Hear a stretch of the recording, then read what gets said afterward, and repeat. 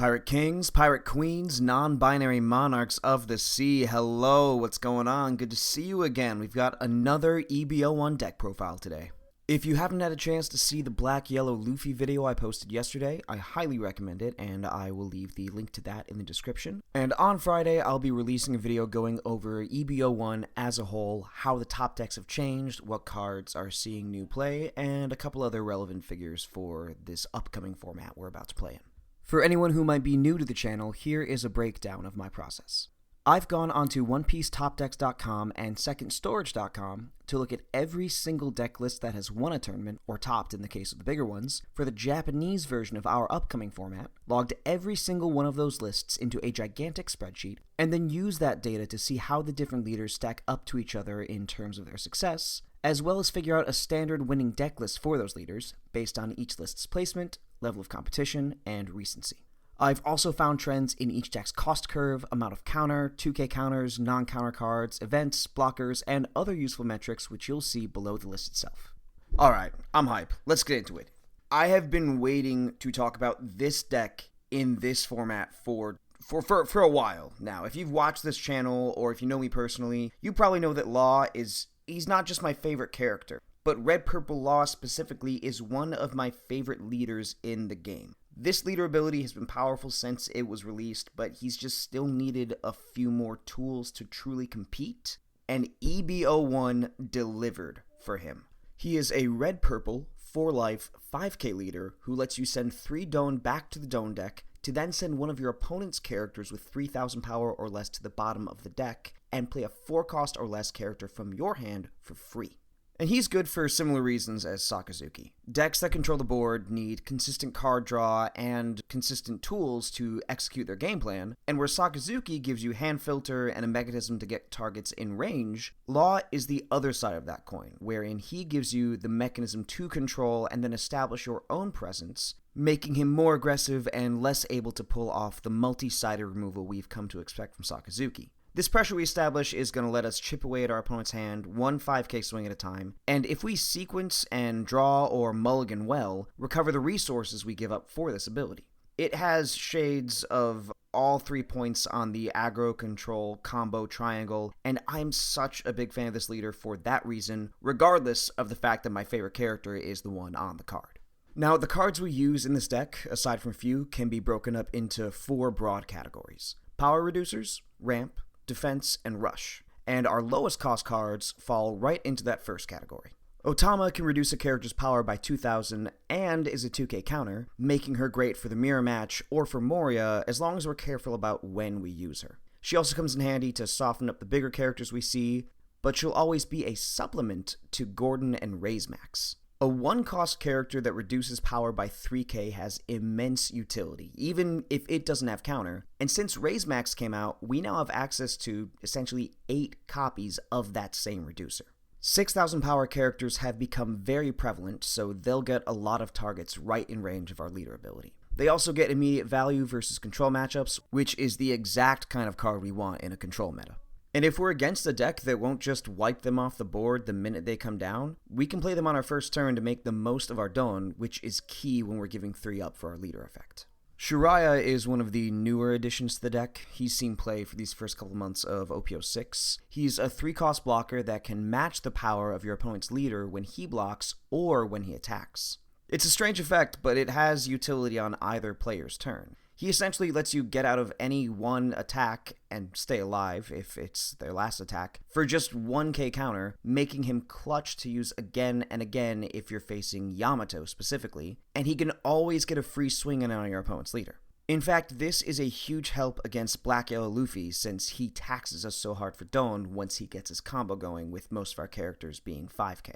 Unfortunately, Sakazuki has a ridiculously easy time getting rid of him, so he'll just be used for counter in most of those games. But if we find ourselves going first and want immediate value on our second turn, Zoro fills that need with ease. Rush characters are a hot commodity here because we want to end this game fast, and using them at the right time will make a huge difference in your success with this deck. Of course, using one for your final swing to close the game out will be important, But Zoro can be that last push you need to make your opponent's board more manageable as well, and he perfectly allows us efficient access to our leader ability before using any other effects or committing any other characters to the board, since he costs exactly 3. And speaking of cost, if you look at that cost curve up near the top, you'll see that 4-cost characters make up about half of our deck, and we've got a nice variety here. Shachi and Penguin might seem like they should stay in hand a majority of the time since they're a 2k, but their ability to ramp 2 if you're at 3 Don or less is not only made for this deck, because where else are you going to play them on that timing, it's made to give us stability through the early to mid game. Red Purple Law usually likes going second since it gives us more cards and more Don to work with, and Shachi and Penguin give us a way to use our leader ability on our second turn and then play Kid, who we'll get into on turn 3. But if we go first, we can still play one of our many 4-cost turn 3 after using that lead ability on turn 2. After that point, they'll be treated with pretty much the same discretion as other 2Ks, but prioritizing them early game has significantly upped my win rate with the deck.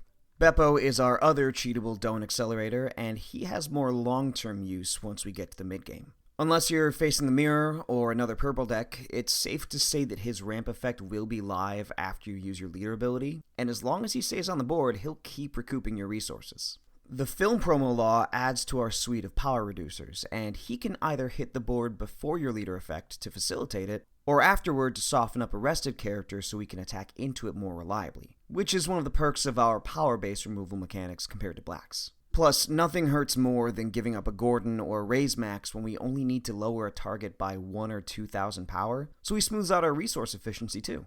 But for all the synergy this deck has, it would run out of gas way too early to matter without Reiju from set 6.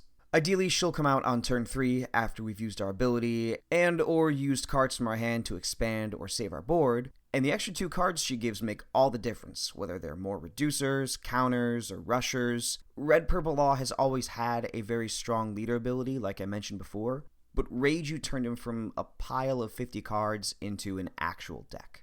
Our biggest addition from EBO 1 is Kid and Killer, a rush character who gains 2,000 power when our opponent's life is at 2 or less.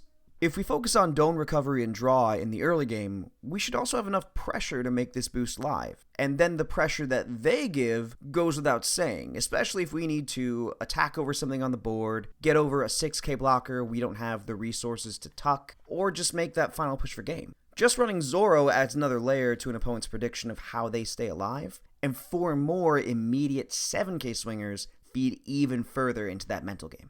Kamazo rounds out our 2k counters, and his ability to KO a 2-cost character when we don't minus will be active here more than any other leader since it's inherent to our game plan. This is going to come in handy against Sakazuki specifically since a bunch of Houndblades, Brand-News, and Tashigis could put us in a pretty tricky spot since we don't have Lucci for multiple KOs. Plus, he's got 5,000 power, so he swings just as well as most of our other 4 costs once he's on the board.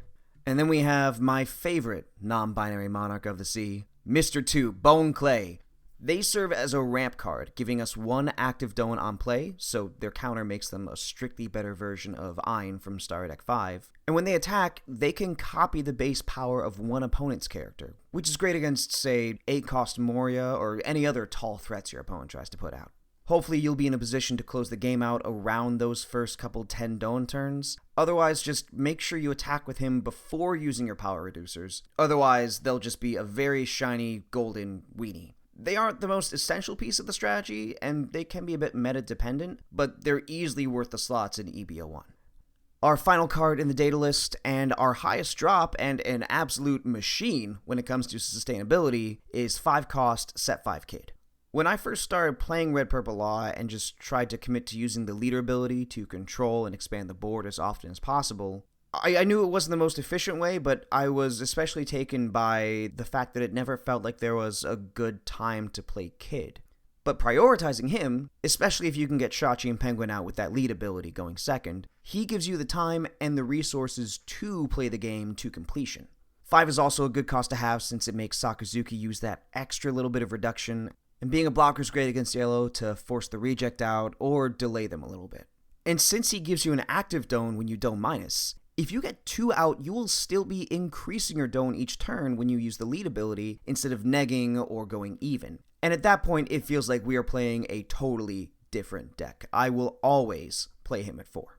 And now that we've gone through the data list, let's take a look at these card counts. As we'll see here, Reiju, Shachi Penguin, and Kid Killer are all played at 4 copies in all 11 of the decks we looked at for this video. Kid is also played in every single list, but someone did choose to shave him down to 3.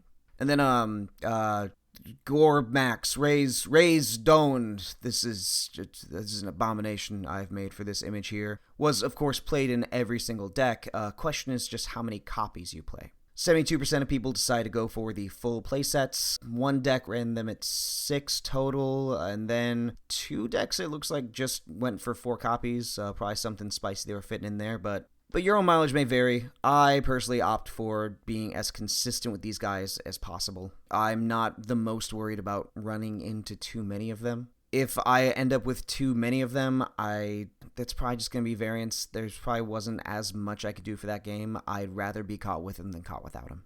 Bone Clay in 90% of the decks, Zoro in 90% of the decks. Otama sees a little bit less play, but still in a wide majority. Same with Beppo, Law in about 3/4 of them. Same with Kamazo, and then Shiraya's the one kind of lacking behind a popularity, which makes sense because what's going to be the most prevalent matchup in the format has an easy time outing him.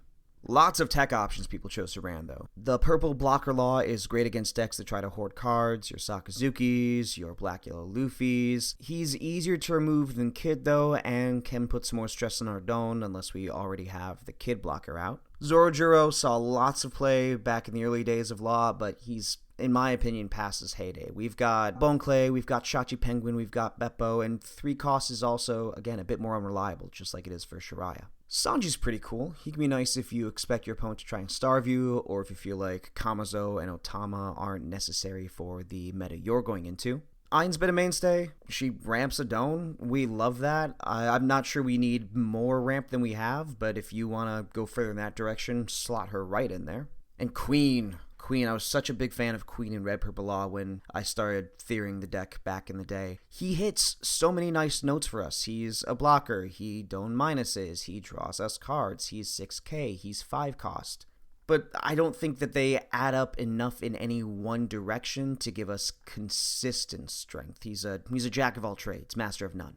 If you want to run a film package, you can run Buena Fiesta. That way your power reducers, all of them except for Otama, are going to be searchable. If you run him, you probably play Ein. There's a couple of other cool things you can do. Not super popular, though. I'm not sure that it's going to be worth the space, personally. Someone did try 1 ace in the deck at the end of the format when Law was at his peak for the EBO1 format. Great in the mirror. Definitely a worthwhile meta call. And ooh, okay, I don't, the 3 cost scares me, but Morley's cool. That's a fun inclusion. Getting around that last blocker, even being able to just play him off trigger if you draw him there, because we are going to take those first 2 life, pretty much no questions asked. He seems fun.